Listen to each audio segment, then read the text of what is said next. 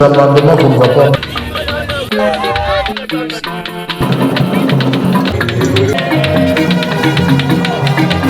À la Chambre basse du Parlement, parmi les points à l'ordre du jour retenus lors de la séance plénière du vendredi 11 avril 2025, figurait la présentation du rapport de gestion financière de cette deuxième institution du pays pour l'année 2024. Présentant ce rapport aux élus nationaux, la questeur Chimène Poly a rappelé que cet exercice de redevabilité se déroule dans un contexte particulier, marqué notamment par des contraintes budgétaires consécutives à la guerre d'agression imposée à la République démocratique du Congo par les Rwandais et ses supplétifs du M23. Pour l'année 2024, la questeur Chimène Poly a fait savoir que les prévisions budgétaires de l'Assemblée nationale ont été arrêtées à hauteur de 1296,3 milliards de francs congolais pour couvrir 4 grandes rubriques, à savoir les rémunérations, les fonctionnements, les investissements, les interventions économiques, sociales, culturelles et scientifiques. Cependant, a-t-elle révélé que la loi des finances pour l'exercice 2024 telle que votée et promulguée n'a consacré à la Chambre basse du Parlement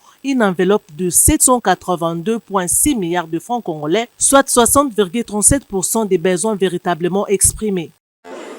La dotation de notre Chambre a connu une diminution de près de 50% par rapport à celle de la législature passée, entraînant une rationalisation extrême des dépenses exécutées. La loi de finances pour l'exercice 2024, telle que votée et promulguée, n'a consacré à notre Chambre qu'une enveloppe de 782,6 milliards de francs congolais, soit 60,37% de besoins véritablement exprimés et dont la hauteur a été rigoureusement évaluée par une commission technique mise en place à cet effet. Sur cette enveloppe accordée de 782,6 milliards de francs congolais, seulement 718,1 milliards de francs congolais ont été effectivement décaissés par le Trésor public, réduisant le taux de couverture de besoins réels de l'Assemblée nationale à seulement 55,39%, sans compter l'incidence de taux de change. Au courant de l'exercice budgétaire écoulé,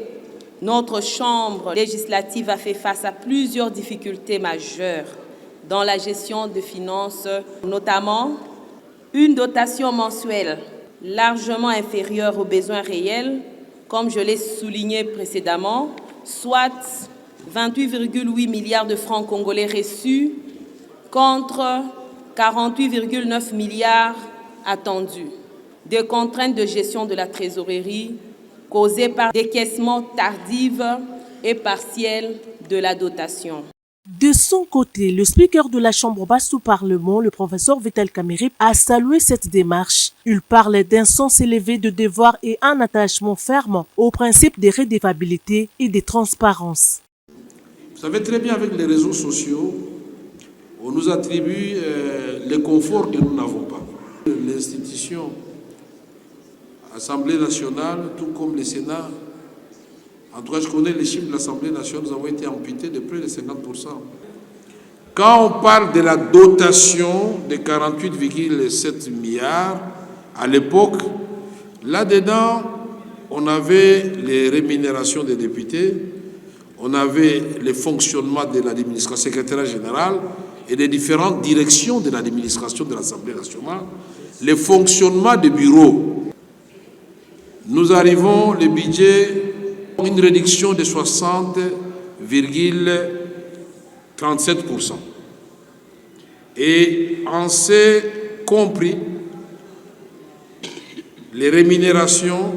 c'est les émoluments des députés. Malgré ces contraintes à la fois sécuritaires, budgétaires, politiques et sociales, le bureau de l'Assemblée nationale que dirige le professeur Vital Kamerhe a cependant fait preuve d'ingéniosité et de rigueur dans la gestion des ressources mises à sa disposition, dont les déficits par rapport aux besoins réels a imposé des arbitrages. Soulignons que bien avant la présentation de ce rapport, la plénière a auditionné et approuvé les rapports de la commission spéciale chargée d'examiner les résolutions de la Cour des comptes et accordé un délai supplémentaire à la commission aménagement du territoire et nouvelles technologies de l'information et de la communication pour continuer l'examen de la loi sur l'aménagement du territoire demandé par le président de la République avant de présenter un rapport étoffé à la plénière. Aussi, la plénière a accordé 48 heures aux élus sur demande du député national Eliezer Tambwe par motion des procédures pour s'imprégner de la proposition de loi portant code pénal du député national Sakata avant son examen et adoption.